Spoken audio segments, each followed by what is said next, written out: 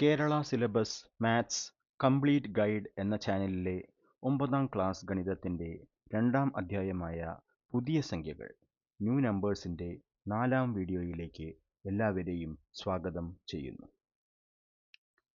ആദ്യത്തെ 3 വീഡിയോകളിൽ root 2, root 3 ഇവ അഭിന്നക സംഖ്യകളാണെന്ന് നമ്മൾ മനസ്സിലാക്കി. അതായത് ഭിന്നസംഖ്യയായി എഴുതാൻ കഴിയാത്ത നിരവധി സംഖ്യകൾ ഉണ്ടെന്ന് തിരിച്ചറിഞ്ഞു. ഇന്ന് നമ്മൾ റൂട്ട് 2ൻ്റെ ഏകദേശ വില ദശാംശ രൂപത്തിൽ എത്രയാണ് എന്ന് കണ്ടെത്താൻ ശ്രമിക്കുകയാണ്. ഈ പ്രവർത്തനം ടെക്സ്റ്റ് ബുക്കിലെ പേജ് 22 മുതൽ 25 വരെ ഉള്ളതാണ്.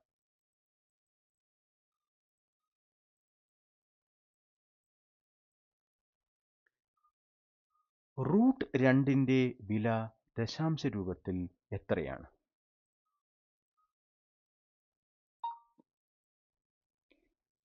ഇത് നമുക്ക് പല രീതിയിൽ കണ്ടെത്താം. 4 രീതികളാണ് പ്രധാനമായിട്ടും ഉള്ളത്. രീതി 1 ദശാംശ രീതി, ഡെസിമൽ മെത്തേഡ് അല്ലെങ്കിൽ സക്സസീവ് മാഗ്നിഫിക്കേഷൻ. ഈ രീതിയാണ് നമ്മൾ ഉപയോഗിക്കുന്നത്. രണ്ടാമത്തെ രീതി നീളത്തിൽ ഹരിക്കൽ അല്ലെങ്കിൽ ലോങ് ഡിവിഷൻ മെത്തേഡ്. ഞങ്ങൾ ഒരു സംഖ്യയുടെ റൂട്ട് കാണാൻ വേണ്ടി ഈ രീതിയായിരുന്നു സ്കൂളിൽ പഠിച്ചിട്ടുണ്ടായിരുന്നത്. മൂന്നാമത്തെ രീതി ഭിന്നസംഖ്യാ രീതി അല്ലെങ്കിൽ തുടർ ഭിന്നസംഖ്യകൾ ഉപയോഗിച്ചുള്ള രീതി, കണ്ടിന്യൂഡ് ഫ്രാക്ഷൻ മെത്തേഡ്. ഇത് വളരെ രസകരമായിട്ടുള്ള ഒരു രീതിയാണ്.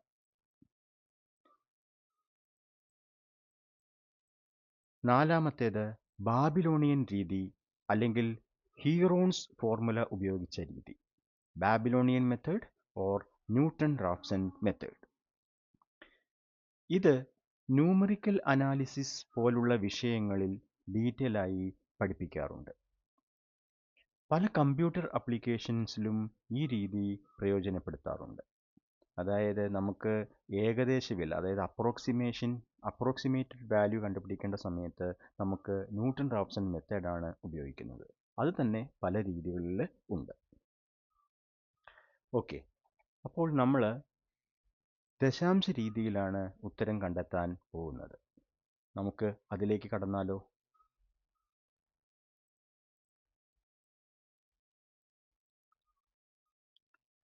അപ്പോൾ നമുക്ക് ചോദ്യം എന്താണെന്ന് നോക്കാം. ചോദ്യം റൂട്ടിൻ്റെ 5 ദശാംശ സ്ഥാനം വരെയുള്ള വില എത്രയാണ് എന്നാണ് നമ്മൾ കാണാൻ പോകുന്നത്. 2 വർഗം ആകാൻ സാധ്യതയുള്ള ഒരു സംഖ്യ കണ്ടെത്തുക എന്നതാണ് നമ്മുടെ ലക്ഷ്യം. നമ്മുടെ ലക്ഷ്യം x × x 2 ആകാൻ സാധ്യതയുള്ള എക്സിനെ കണ്ടെത്തുക എന്നാണ് നമ്മുടെ ലക്ഷ്യം.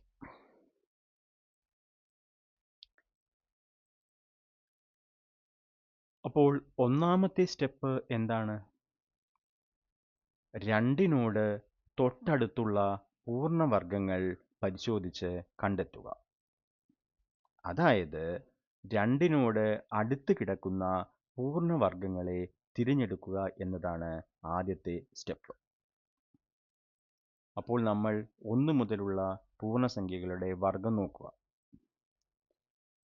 അപ്പോൾ 1ൻ്റെ വർഗം 1, അത് 2നേക്കാൾ ചെറുതാണ്.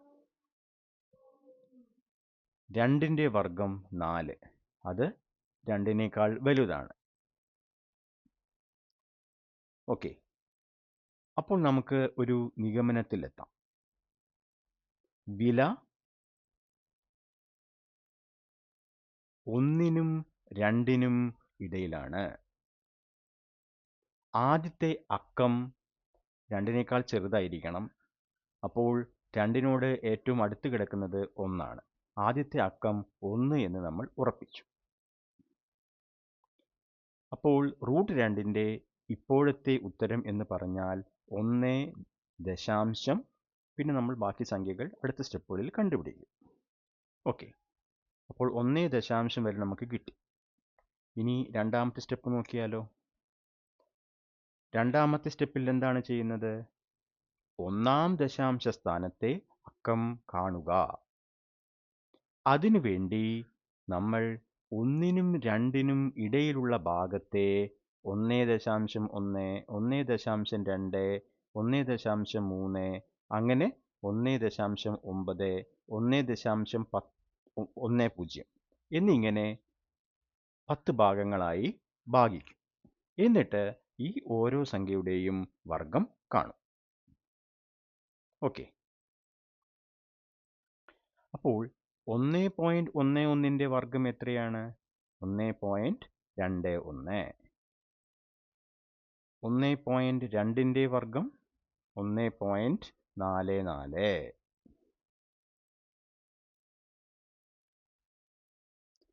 ഇനി നമുക്ക് 1.3ന്റെ വർഗം നോക്കിയാലോ.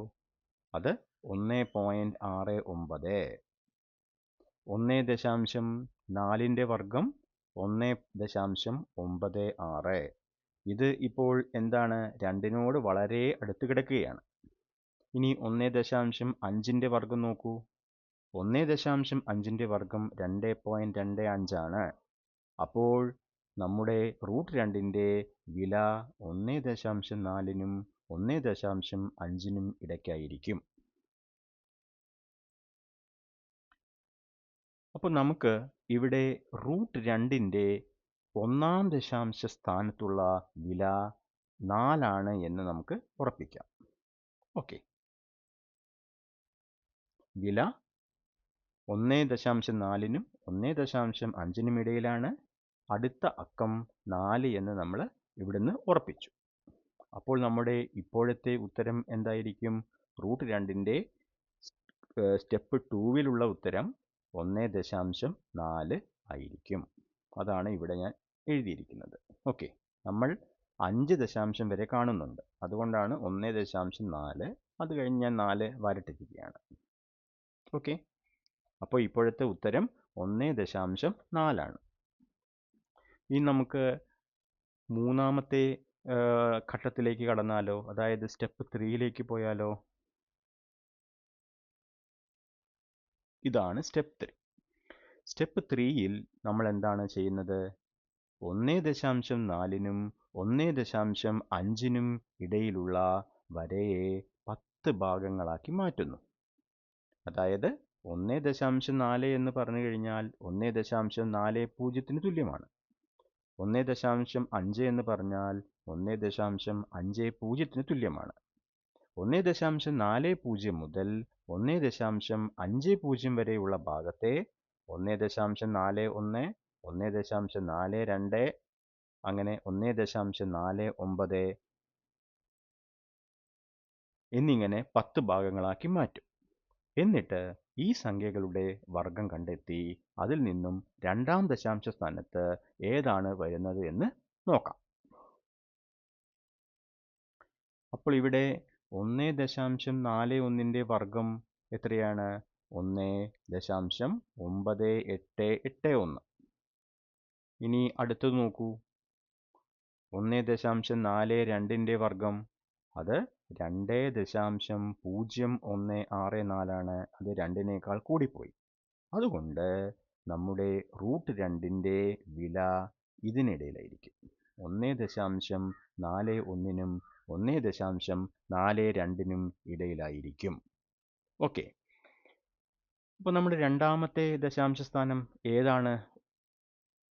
ഇവിടെ ഏറ്റവും അടുത്ത് കിടക്കുന്നത് 2നോട് ഏറ്റവും അടുത്ത് കിടക്കുന്നത് 1.41ന്റെ വർഗമായതുകൊണ്ട് രണ്ടാമത്തെ ദശാംശ സ്ഥാനം ഈ 1 ആയിരിക്കും. ഓക്കെ. അതായത് നമ്മൾ എത്തിയ നിഗമനം എന്താണ്? √2ന്റെ വില 1.41നും 42നും ഇടയിലാണ്. ആ അക്കം എന്തായിരിക്കും? 1 എന്ന് ഉറപ്പിച്ചു. അപ്പോൾ ഇതുവരെയുള്ള ഉത്തരം എന്തായിരിക്കും? 1.41 ആയിരിക്കും. ഓക്കെ. ഇതുവരെ എല്ലാവർക്കും ക്ലിയർ അല്ലേ? ഇനി നമുക്ക് മൂന്നാം ദശാംശ സ്ഥാനത്തുള്ള സംഖ്യയാണ് കണ്ടുപിടിക്കേണ്ടത്. അതിനുവേണ്ടി നമുക്ക് എന്ത് ചെയ്യാം? സ്റ്റെപ്പ് 4ലേക്ക് പോവാം. നാലാം ഘട്ടം. നാലാം ഘട്ടത്തിൽ മൂന്നാം ദശാംശ സ്ഥാനം നമ്മൾ കണ്ടെത്തുകയാണ്. ഇവിടെ 1.41നും 1.42നും ഇടയിലുള്ള വരയെ 1.411 1.412 അങ്ങനെ നമ്മൾ 10 ഭാഗങ്ങളാക്കി മാറ്റി ഓരോന്നിൻ്റെയും വർഗ്ഗം കാണുന്നു. ഓക്കെ, അപ്പോൾ 1.41നും 4.2നും ഇടയിലാണ്. അപ്പോൾ ഇവിടെ നമ്മൾ 4.1 4.1 2 4.1 3 അങ്ങനെ നമുക്ക് 4.19 4.20 അങ്ങനെ നമുക്ക് ഡിവൈഡ് ചെയ്യാം. ആ ഓരോന്നിൻ്റെയും വർഗ്ഗമാണ് കാണുന്നത്. അപ്പോൾ ഇവിടെ ആദ്യം 1.411ൻ്റെ വർഗ്ഗം 1.99092 ആയിരിക്കും. ഇത് നിങ്ങൾക്ക് കാൽക്കുലേറ്റർ വെച്ച് കണ്ടുപിടിക്കാൻ എളുപ്പമായിരിക്കും. 1.412ൻ്റെ വർഗ്ഗം 1.993744 ആണ്. ഇനി അടുത്ത് നോക്കൂ, 1.413ൻ്റെത് 1.996569 കുറച്ചുകൂടി കൂടി. 1.414ൻ്റെ വർഗ്ഗം 1.999396. ഇത് രണ്ടിനോട് കുറച്ചും കൂടി വളരെ അടുത്ത് എത്തിത്തുടങ്ങി.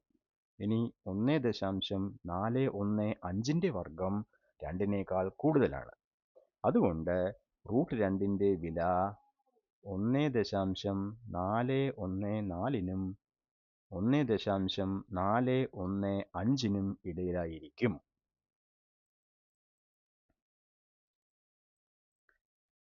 അപ്പോൾ √2ൻ്റെ ഇപ്പോഴത്തെ ഉത്തരം എന്തായിരിക്കും? 1.414 ആയിരിക്കും. 3 ദശാംശം വരെ.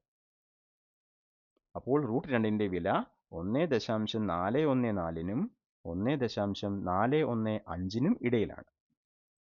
ഇവിടെ മൂന്നാമത്തെ ദശാംശം എന്താണ്? 4 എന്ന് നമ്മൾ ഉറപ്പിച്ചു. ഓക്കെ, അപ്പോൾ ഇപ്പോഴത്തെ ഉത്തരം 1.414 ആണ്.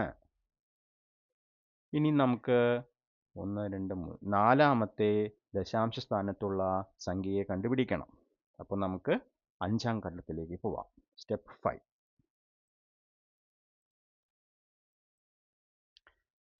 സ്റ്റെപ്പ് 5ൽ നമ്മൾ എന്താണ് ചെയ്യുന്നത്? ഇപ്പോൾ നമ്മുടെ കയ്യിലുള്ളത് 1.414 ആണ്. അപ്പോൾ അതിനും 1.415നും ഇടയിലുള്ള വരയെ 10 ഭാഗങ്ങളാക്കി മാറ്റുന്നു. ഓക്കെ, എന്നിട്ട് 1.4141 1.4142 ഇവയുടെ എല്ലാം തന്നെ വർഗ്ഗം കാണുന്നു. അപ്പോൾ എന്ത് കിട്ടുമെന്ന് നമുക്ക് നോക്കിയാലോ? ഇതാ 1.4141ൻ്റെ വർഗ്ഗം 2നോടടുത്ത് ഇങ്ങനെ പോവുകയാണ്. 1.4142ൻ്റെ വർഗ്ഗം 1.99996164. ഇതിലിപ്പോൾ 4 9 വന്നു. നേരത്തെ 3 9 1.4141നുള്ളത്. ഇവിടെ 4 9കൾ കഴിഞ്ഞ് 6164. അപ്പോൾ കുറച്ചും കൂടി വളരെ അടുത്തേക്ക് എത്തി. ഇനി 1.4143ൻ്റെ വർഗ്ഗം 2നേക്കാൾ കുറച്ച് കൂടുതലാണ്. ഓക്കെ, വളരെ കുറച്ച് കൂടുതലാണ്. അപ്പോൾ നമുക്ക് 1.4142നും 1.4143നും ഇടയിലാണ് √2ൻ്റെ വില എന്ന് മനസ്സിലാക്കാം. ഓക്കെ, അപ്പം നമുക്ക് നിഗമനം എന്തെഴുതാം? √2ൻ്റെ വില 1.4142നും 1.4143നും ഇടയിലാണ്. ഇതിലെ 4-ാം സ്ഥാനത്തുള്ള അക്കം 2 എന്ന് നമുക്ക് ഉറപ്പിക്കാം. അതാണ് ഈ അടുത്ത അക്കം എന്ന് ഉദ്ദേശിച്ചത്. അടുത്ത അക്കം എന്ന് പറയുമ്പോൾ സ്റ്റെപ്പ് 5-ൽ കാണുന്ന അക്കമാണ് ഞാൻ ഇവിടെ ഉദ്ദേശിച്ചിരിക്കുന്നത്. അപ്പോൾ ഇപ്പോഴത്തെ ഉത്തരം നമുക്ക് എന്തായിരിക്കും? 1.4142. ഇനി നമുക്ക് ഒരു സ്ഥാനം കൂടിയും കണ്ടുപിടിക്കാം. അതായത് 6-ാമത്തെ സ്റ്റെപ്പിൽ നമുക്ക് 5-ാം ദശാംശ സ്ഥാനത്തുള്ള അക്കത്തെ കണ്ടുപിടിക്കാം. 5-ാം ദശാംശ സ്ഥാനത്തെ അക്കം കണ്ടുപിടിക്കാൻ എന്ത് ചെയ്യണം? ഈ രണ്ട് സംഖ്യകൾക്ക് ഇടയിൽ ഉള്ള വരേനെ 10 ഭാഗങ്ങളായി ഭാഗിച്ച് 1.41421 1.41422 അങ്ങനെയുള്ള സംഖ്യയുടെ വർഗം കാണണം. നമുക്ക് നോക്കാം. 1.41421ന്റെ വർഗം എത്രയാണ്? 1.49899241. ഇത് എന്താണ്? നമ്മൾ 2നോട് വളരെ അടുത്ത് കിടക്കുകയാണ്. 1.41422ന്റെ വർഗമോ? അതും 2നോടാണ് അടുത്ത് കിടക്കുന്നത്, പക്ഷെ 2നേക്കാൾ കൂടുതലാണ്. ഓക്കെ, 2 കഴിഞ്ഞ് 0.0001, 4 പൂജ്യം കഴിഞ്ഞിട്ടാണ് 1 വരുന്നത്. അതിൻ്റെ അർത്ഥം വളരെ അടുത്താണ്. ഓക്കെ, പക്ഷേ 2നേക്കാൾ കൂടിപ്പോയി. അതുകൊണ്ട് √2ന്റെ വില ഇതിനിടയിലായിരിക്കും. ഓക്കെ, അതായത് 5-ാം ദശാംശ സ്ഥാനം നമുക്ക് എന്താക്കി എടുക്കാം? 1 എടുക്കാം. ഓക്കെ, അപ്പോൾ നമ്മുടെ അവസാനത്തെ നിഗമനം എന്താണ്? 5-ാമത്തെ അക്കം 1 എന്ന് ഉറപ്പിക്കാം. അപ്പോൾ നമുക്ക് √2ന്റെ വില എന്തായിരിക്കും?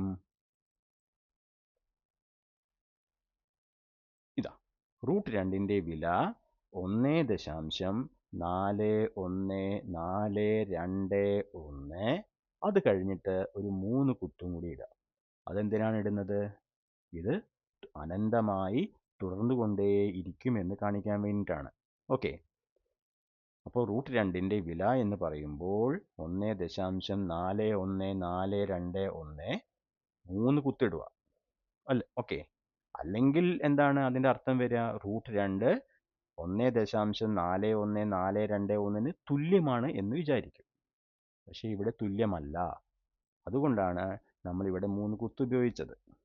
തുടർന്നുകൊണ്ടേയിരിക്കുന്നുണ്ട്. ഓക്കെ, അപ്പോൾ നമുക്ക് ഈ കുത്തുകൾ ഒഴിവാക്കി എങ്ങനെ എഴുതാം എന്ന് നോക്കിയാലോ? അപ്പോൾ അതിനു വേണ്ടി നമ്മൾ പുതിയ ഒരു ചിഹ്നം ഉപയോഗിക്കുകയാണ്. അതായത് ഇവിടെ ഇപ്പം നമ്മൾ സമം കാണിക്കാൻ വേണ്ടിയിട്ട് എന്താണ്? 2 നേർവരകളല്ലേ ഉപയോഗിച്ചേ. അതിന് പകരം √2ന്റെ ഏകദേശ വില എന്ന് കാണിക്കാൻ വേണ്ടി നമ്മൾ എന്ത് ചെയ്യുകയാണ്? 2 വളഞ്ഞ വരകൾ എഴുതും. ഓക്കെ, അപ്പോൾ 2 വളഞ്ഞ വരകൾ എഴുതി കഴിഞ്ഞാൽ അതിൻ്റെ അർത്ഥം ഏകദേശ വില എന്നാണ്. ഏകദേശ വില എന്ന് പറയുമ്പോൾ നമുക്ക് ഈ കുത്തുകൾ ഒഴിവാക്കാം. അതായത് √2ന്റെ വില ഇങ്ങനെ എഴുതാം. √2 2 വളഞ്ഞ വര 1.41421. ഇതെങ്ങനെയാണ് വായിക്കുക? √2ന്റെ വില 1.41421 ഏകദേശം തുല്യമാണ്. ഇങ്ങനെയാണ് അത് വായിക്കുക. ഓക്കെ, അപ്പോൾ നമുക്ക് √2ന്റെ വില എന്ന് പറഞ്ഞാൽ ഒരു ദശാംശത്തിന് എഴുതുകയാണെങ്കിൽ എന്തായിരിക്കും? ഒരു ദശാംശത്തിന് എഴുതുകയാണെങ്കിൽ ഇവിടെ √2 ഏകദേശ വില 1.4 എന്ന് എഴുതാം. അപ്പോൾ 2 ദശാംശത്തിനാണെങ്കിൽ √2 ഏകദേശ വില 1.41. ഇനി 3 ദശാംശത്തിനാണെങ്കിൽ നമ്മൾ എന്തെഴുതും? √2 ഏകദേശ വില 1.414. എല്ലാവരും ശ്രദ്ധിക്കേണ്ട ഒരു കാര്യം, √2ന്റെ വില നമുക്ക് എപ്പോഴും ആവശ്യം വരും. അതുകൊണ്ട് √2ന്റെ വില നിങ്ങൾ മനസ്സിലാക്കി വെക്കണം, അത് ഓർത്ത് വെക്കണം. പറ്റുമെങ്കിൽ 5 ദശാംശ സ്ഥാനം വരെ ഓർത്ത് വയ്ക്കുക. ഓക്കെ, 3 വരെ മതി, പക്ഷേ ഞാൻ പറയുന്നത് 5 വരെ ഓർത്ത് വയ്ക്കാനാണ്. 5 വരെ ഓർത്ത് വയ്ക്കാൻ എളുപ്പമാണ്. √2ൻ്റെ ഏകദേശ വില 1.4142 ആണ്. അപ്പോൾ ഈ വില എന്ത് ചെയ്യുക? ഓർത്ത് വയ്ക്കുക. ഓക്കെ. അപ്പോൾ ഇന്നത്തെ വീഡിയോയിൽ നമ്മൾ എന്ത് ചെയ്തു? √2ൻ്റെ 5 ദശാംശ സ്ഥാനം വരെയുള്ള ഏകദേശ വില കണ്ടുപിടിച്ചു. അത് എത്രയാണ്? 1.41421. എളുപ്പത്തിൽ വായിക്കാൻ 41, 42, 1 എന്ന് പറയാം. ഇത് എല്ലാവരും എന്ത് ചെയ്യണം? ഓർത്ത് വയ്ക്കണം. ഈ വില ഉപയോഗിച്ച് നമുക്ക് പല ചോദ്യങ്ങളും ചെയ്യാനുണ്ട്. ഓക്കെ, ഇത് ഏറ്റവും ഇമ്പോർട്ടൻ്റ് ആണ്. അപ്പോൾ √2ൻ്റെ വില ഏകദേശം 1.41421 ആണ്. ഓക്കെ, ഇനി നമുക്ക് അടുത്ത ക്ലാസ്സിൽ √3ൻ്റെ ഏകദേശ വില കണ്ടുപിടിക്കാം. ടെക്സ്റ്റ് ബുക്കിൽ √3ൻ്റെ വില അവർ നേരിട്ട് പറയുന്നേ ഉള്ളൂ. പക്ഷെ നമ്മളത് എന്ത് ചെയ്യും? അടുത്ത വീഡിയോയിൽ ഇതേപോലെ തന്നെ ഡീറ്റെയിൽ ആയിട്ട് കാണും. ഓക്കെ, അപ്പോൾ ഈ വീഡിയോ കണ്ട എല്ലാ കൂട്ടുകാർക്കും നന്ദി. നമ്മുടെ Kerala syllabus maths complete guide എന്ന ഈ ചാനലിലെ ഈ വീഡിയോ നിങ്ങൾക്ക് ഇഷ്ടപ്പെട്ടിരിക്കുമെന്ന് വിചാരിക്കുന്നു. അപ്പോൾ കൂട്ടുകാരെ, നിങ്ങൾ ലൈക്ക് ചെയ്യുക, നിങ്ങളുടെ കൂട്ടുകാരിലേക്ക് ഇത് ഷെയർ ചെയ്യുക. പിന്നെ ചാനൽ സബ്സ്ക്രൈബ് ചെയ്ത് ഇതിനെ സപ്പോർട്ട് ചെയ്ത് വൻ വിജയത്തിലെത്തിക്കുക. ഇനി നിങ്ങൾക്ക് എന്തെങ്കിലും സംശയങ്ങൾ ഉണ്ട് എങ്കിൽ കമൻറ്റ് ബോക്സിൽ കമൻറ്റ് ഇടുക. ഓക്കെ, അപ്പോൾ നമുക്ക് അടുത്ത വീഡിയോയിൽ വീണ്ടും കാണാം. ഓക്കെ, അപ്പോൾ എല്ലാവർക്കും ഒരിക്കൽ കൂടി താങ്ക് യു.